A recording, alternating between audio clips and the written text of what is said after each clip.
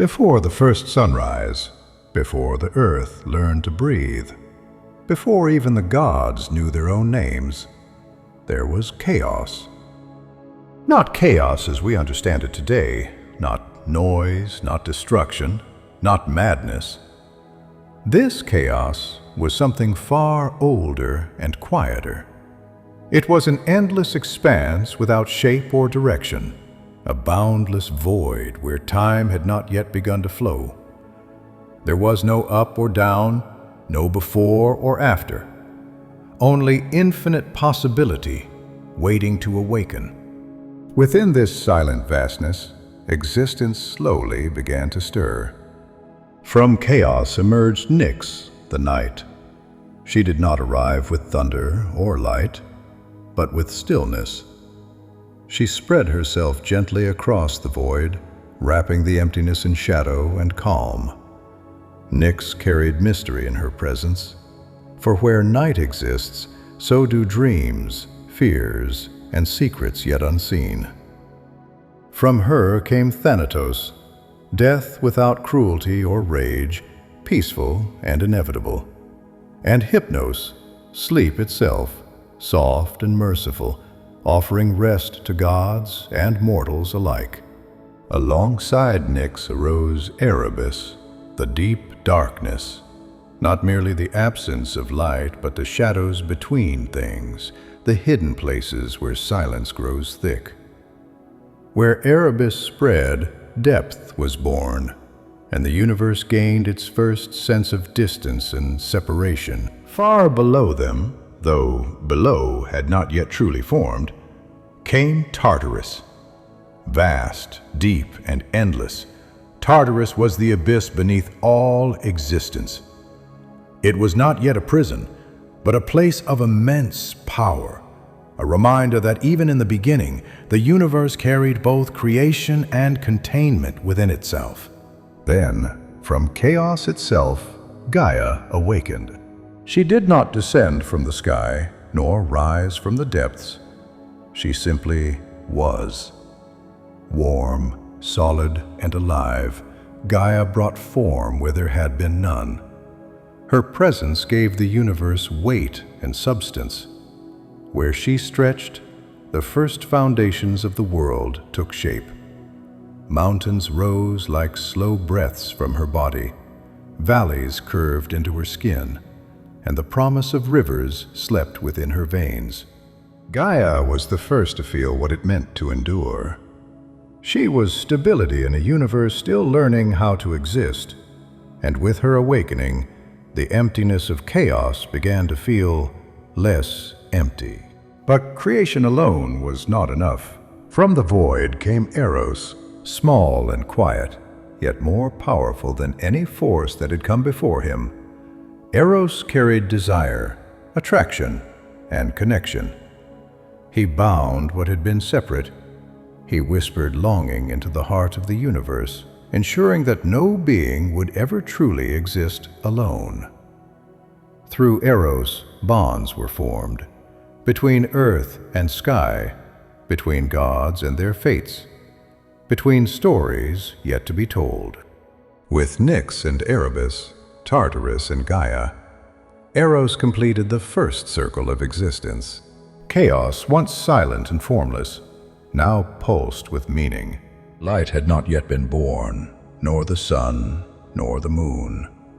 But already the universe held balance. Night and darkness, depth and foundation, love and inevitability. These first beings did not rule, nor did they command. They were. And through their existence, the cosmos began to take its first fragile steps toward order. Though no mortals yet walked the earth, and no gods yet ruled the heavens, the seeds of every future story were already planted. Within chaos lay the promise of titans, of gods, of heroes and monsters, of love and betrayal, of creation and destruction.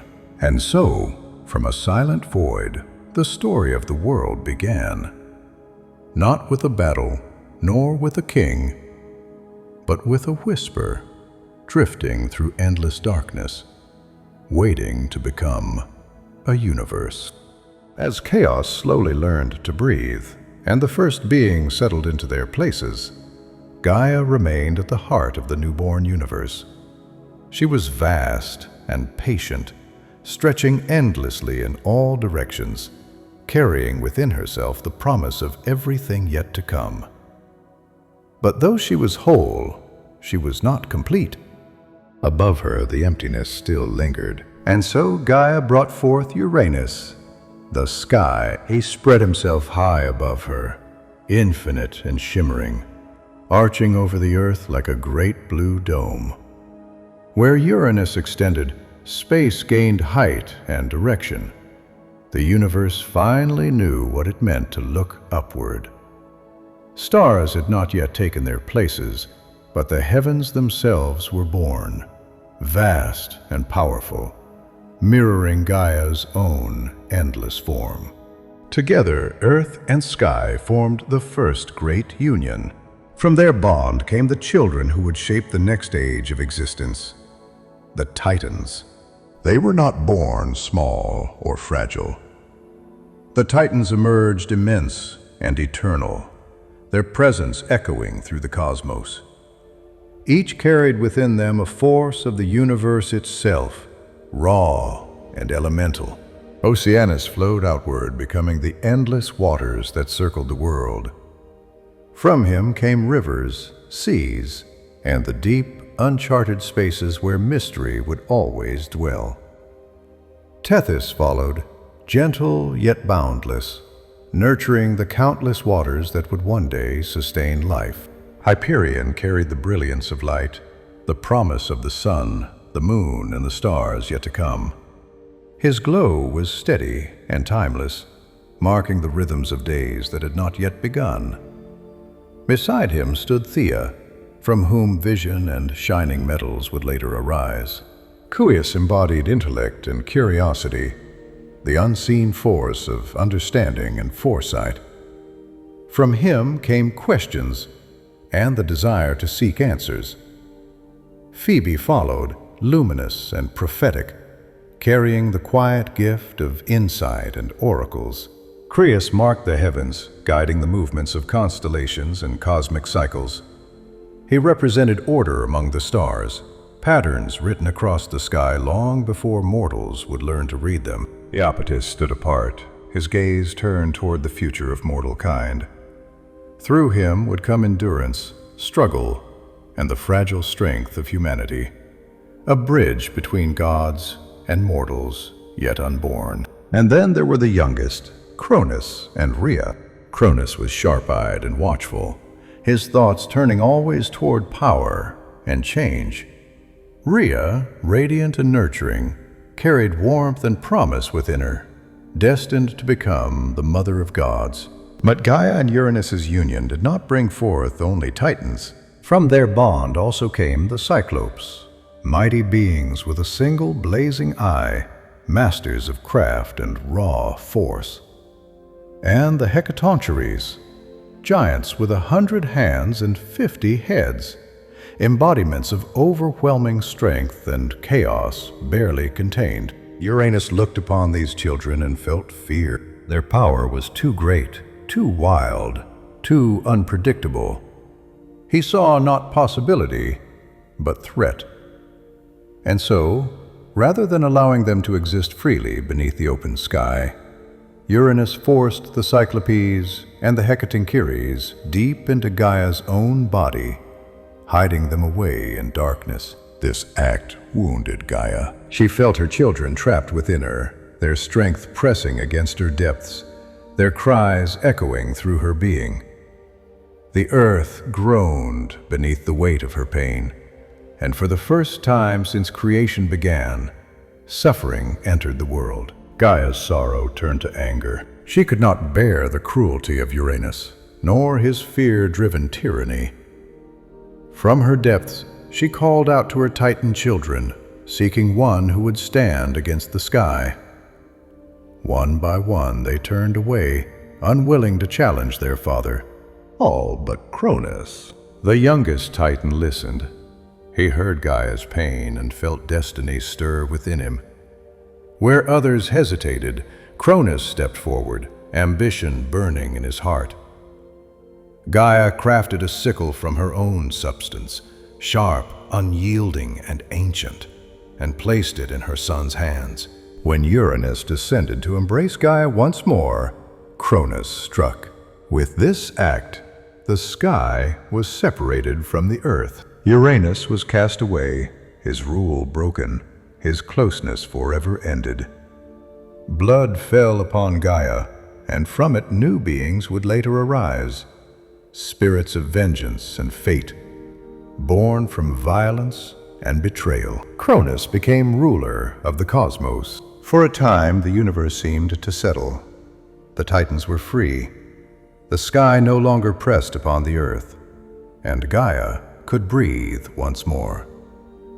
But even in victory, shadows lingered, for as Uranus fell, a prophecy was spoken, a whisper carried by the winds of fate. Cronus, too, would one day be overthrown by his own child. And thus, even as a new order began, the cycle of fear, power, and destiny took root. The age of the Titans had dawned, but it carried within it the seeds of its own end. With Uranus cast away and the sky forever separated from the earth, Cronus rose as the new ruler of the cosmos. The Titans stood free beneath the open heavens, no longer crushed by their father's presence. For the first time since creation began, the universe seemed calm, balanced between earth below and sky above. This era would later be remembered as the Golden Age of the Titans. Cronus ruled from a place of strength and order. Under his reign, the world was stable, time flowed evenly, and the forces of nature moved in quiet harmony. Seasons passed gently, the land was generous, and no great wars shook the foundations of existence. To many, Cronus appeared to be a just and capable ruler, far different from the fearful Uranus who had come before him. Beside Cronus stood Rhea. She was warmth where he was restraint, compassion where he was control. Rhea carried within her the nurturing spirit of Gaia herself, and through her, life flourished.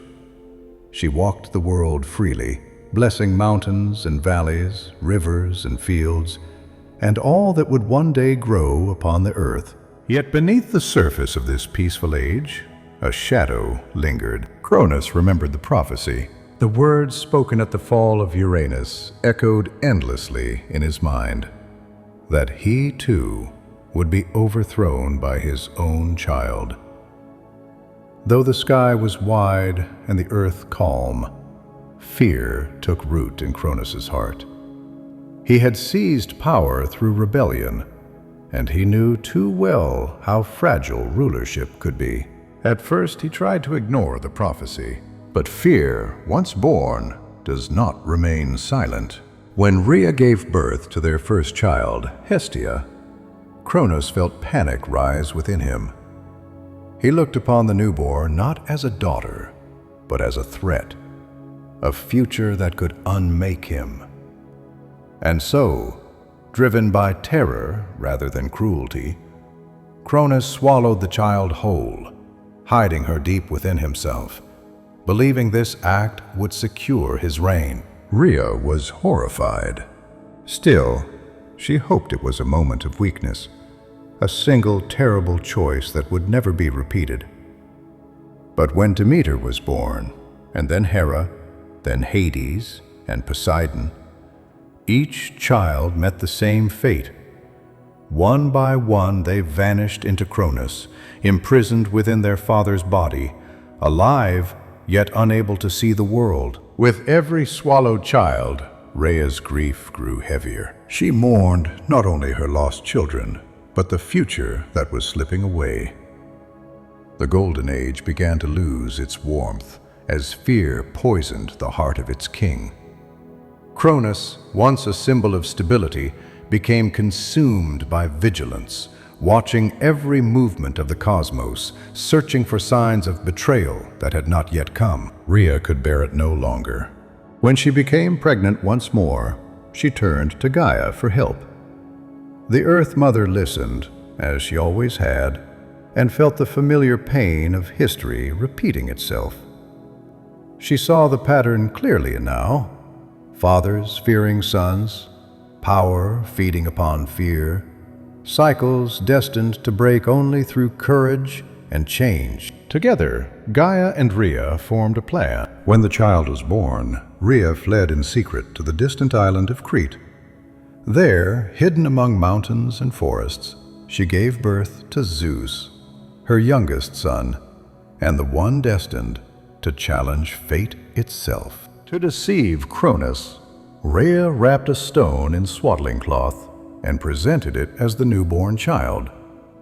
Blinded by fear and certainty, Cronus swallowed the stone without hesitation, believing he had once again outwitted destiny. But destiny had already slipped through his grasp. Zeus was hidden away, far from his father's reach, nurtured by the earth and watched over by ancient forces. While Cronus ruled the cosmos, convinced his power was secure, the seed of his downfall was growing quietly in the shadows. And so, the age of the Titans continued, outwardly peaceful, inwardly fractured. Beneath calm skies and fertile lands, a secret heartbeat echoed through the universe. The cycle that began with chaos continued through Uranus and shaped Cronus's reign was nearing its turning point. For the universe does not remain still forever, and even in its most golden age, change was already on its way. Far from the throne of Cronus, beyond the watchful eyes of the Titans, lay the island of Crete, wild, green, and ancient. There, among steep mountains and deep forests, Rhea hid her youngest son from the fate that had consumed his siblings. Zeus was born not into a palace, but into silence. He was carried into a cave carved deep into the mountainside, where stone met shadow and the air was cool and still. The earth herself seemed to cradle him, her walls closing gently around the child, as if to shield him from the world above. Here, far from the heavens, the prophecy waited quietly. Rhea did not leave her son alone. Nymphs of the land and forest gathered around the infant god, their voices soft as leaves in the wind. They sang ancient songs, older than the Titans themselves, songs that spoke of balance, change, and the slow turning of fate. They fed Zeus with honey and milk and watched over him as he slept, his small breaths echoing faintly through the stone halls. By his side stood Amalthea, the sacred goat. From her came nourishment and strength, and in her presence Zeus grew swiftly. It was said that even as a child his gaze carried something unusual. Not fear, not innocence, but awareness. The world seemed to listen when he cried, and the air trembled faintly when he laughed. To protect the secret, Rhea called upon the Carides, fierce, armored guardians sworn to silence. Whenever Zeus cried, they clashed their shields and spears together, filling the mountains with noise and battle echoes. To any who listened from afar, it sounded like war. To Cronus, ever watchful and fearful, it was nothing more than distant chaos, meaningless, unimportant. And so the child remained hidden. As Zeus grew, the cave became his first classroom. The nymphs taught him the names of the earth and the sky, of rivers and winds, of stars not yet born. Gaia herself whispered through the stone, telling him stories of chaos, of Uranus, of the cycle that bound fathers and sons in endless struggle. But Zeus did not listen with fear. He listened with resolve. Unlike Cronus, who ruled through terror of the future, Zeus learned patience. He learned that power did not come only from strength, but from timing, from understanding, from knowing when to wait and when to strike. Sometimes, as storms gathered over Crete, thunder rolled faintly across the sky. The nymphs would pause, exchanging uneasy glances, for they sensed something awakening within the child. Lightning had not yet been claimed by any god, yet the air itself seemed to respond to Zeus's presence, trembling as if recognizing its future master. Years passed, hidden from the world. Above, Cronus continued to rule, confident in his deception, unaware that the very prophecy he feared was being shaped by his own actions. Below, within the caves and forests of Crete, the balance of the cosmos was quietly shifting. When Zeus reached maturity, he no longer belonged to the shadows. The child of secrecy had become a god of purpose, and the silence that had protected him all these years was about to be broken. Not with a cry, but with thunder. When Zeus finally left the hidden caves of Crete, he did not come as a child seeking vengeance. He came as a god who understood the weight of what was to come. The world beyond the island had not changed. Cronus still ruled the cosmos, seated upon his throne of authority and fear. The Titans obeyed him, the heavens remained silent, and the earth endured, watching patiently as she always had. But change had already begun. Zeus did not challenge Cronus with force, not yet. Instead, he returned in secrecy, guided by wisdom older than the Titans themselves. With the help of Gaia and the cunning of the goddess Metis, Zeus prepared a plan that relied not on strength, but on deception. Disguised and unrecognized, Zeus approached Cronus's court. The Titan king, ever watchful yet blind to what he feared most, did not recognize his own son. Zeus offered his service humbly, gaining Cronus's trust with patience and silence. He watched, he listened, and he waited, just as the cave had taught him. When the moment came, Zeus offered Cronus a drink. It was no ordinary potion, but a powerful draught crafted to break what had been swallowed and hidden. Cronus drank without suspicion, confident in his victory over fate. And then, the universe shuddered. One by one, the children Cronus had consumed were released. First came the stone he had swallowed in place of Zeus, hurled from his body as a bitter reminder of his deception. Then followed Hestia, Demeter, Hera, Hades, and Poseidon, alive, unharmed, and filled with years of unspoken fury. For the first time, Cronus faced the consequences of his fear. The siblings stood together, newly freed, their bond forged not by shared childhood, but by shared imprisonment.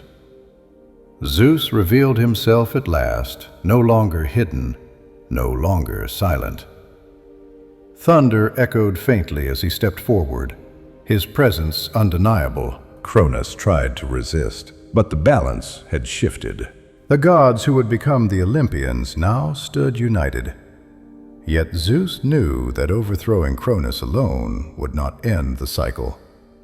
Power taken too easily would only repeat the past. The universe demanded more than a single act of rebellion. Thus began the gathering of allies. Zeus descended into Tartarus, the deep abyss born of chaos, and there he freed the Cyclopes and the Hecatoncheires, the very beings Uranus had once feared and imprisoned. Grateful and fierce, they swore loyalty to Zeus, recognizing in him not tyranny, but purpose. The Cyclopes forged gifts worthy of the coming age. To Zeus they gave the thunderbolt, a weapon born of storm and sky. To Poseidon they granted the trident, ruler of seas and earthquakes. To Hades they offered a helm of darkness, granting invisibility and dominion over the unseen. Armed and allied, Zeus returned to the surface. The universe stood on the edge of war. Cronus gathered the Titans, unwilling to surrender the power he had once stolen himself.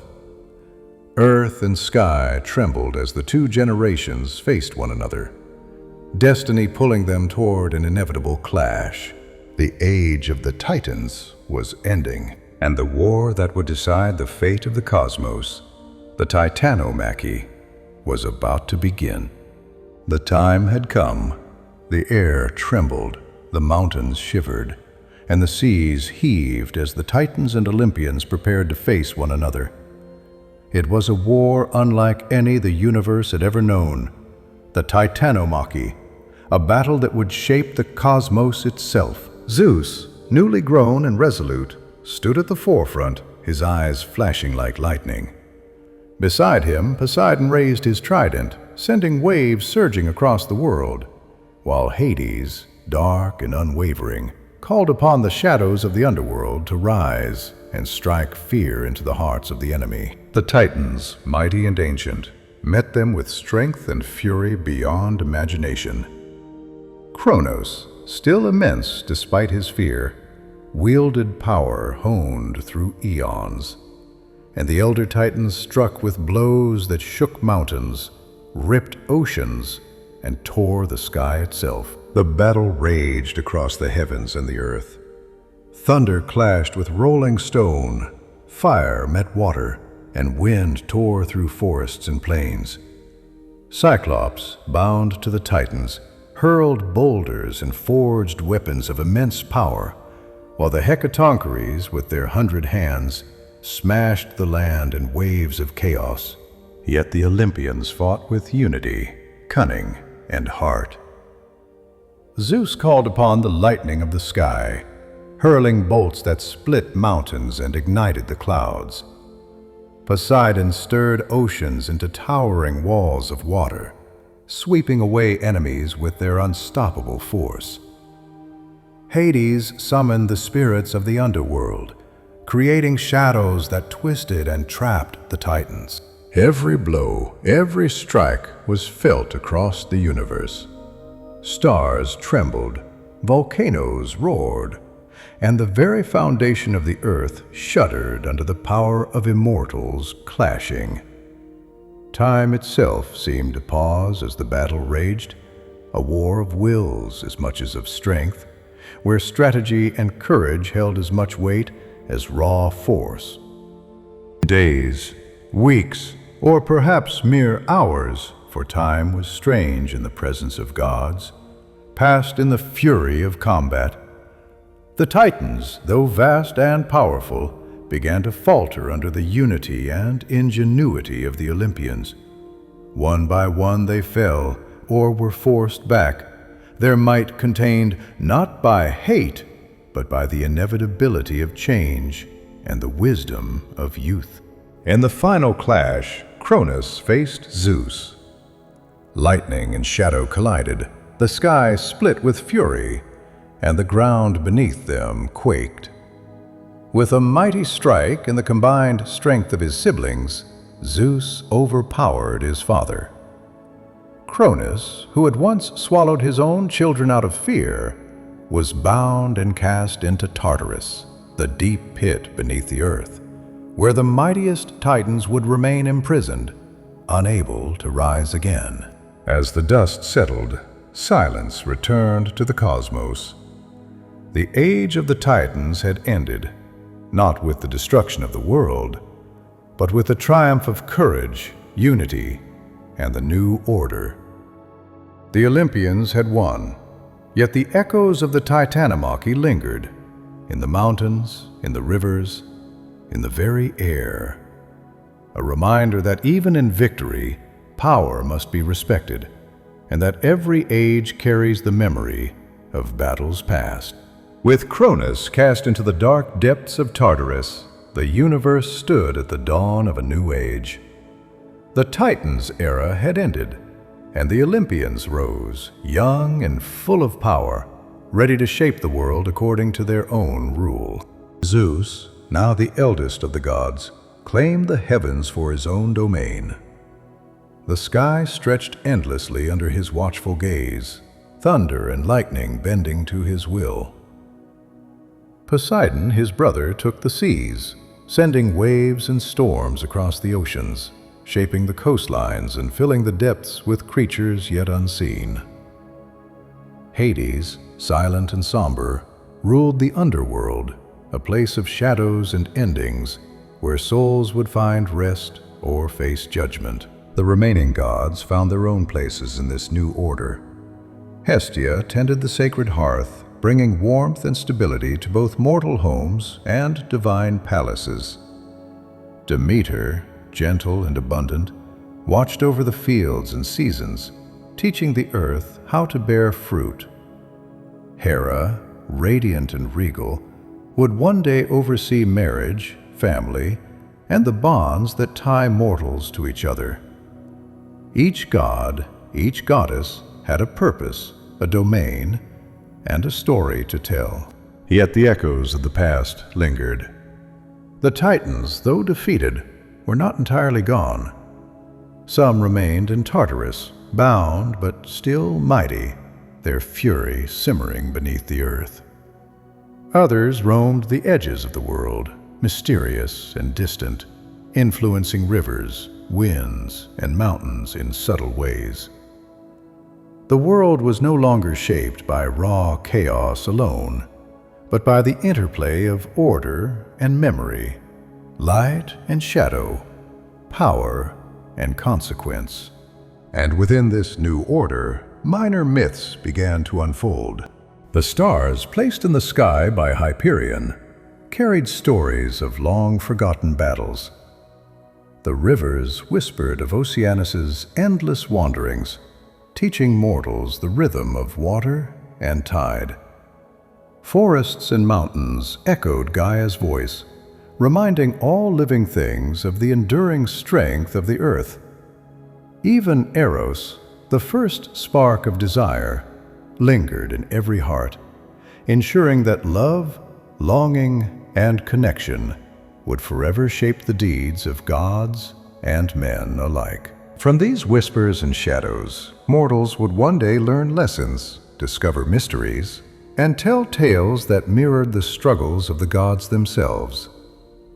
Each river, each mountain, each star became a thread in the vast tapestry of life and story, proof that even the smallest myth is connected to the grand cosmic dance that began with chaos. And so, the world was complete. Not in perfection, but in balance. The Olympians ruled the sky, sea, and underworld, while echoes of titans and primordial beings whispered in the corners of existence. Every story, every hero, every adventure to come would carry a memory of these first ages, of chaos, of Gaia and Uranus, of Cronus and Rhea, and of the cunning and patience of Zeus, who would shape the universe with both heart and wisdom.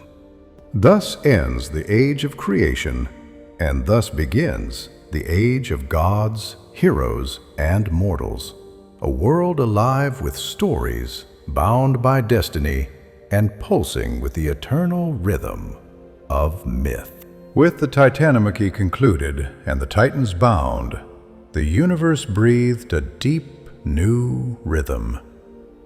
The skies, seas, and underworld were claimed by the Olympians, each god stepping into their role, shaping the cosmos with wisdom, strength, and purpose. Zeus ruled the heavens, his lightning a reminder of power and justice.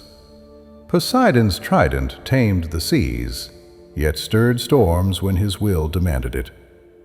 Hades reigned over the underworld, a guardian of endings. While Hestia kept the sacred hearth, Demeter nurtured the earth, and Hera watched over the bonds that united mortals and gods alike.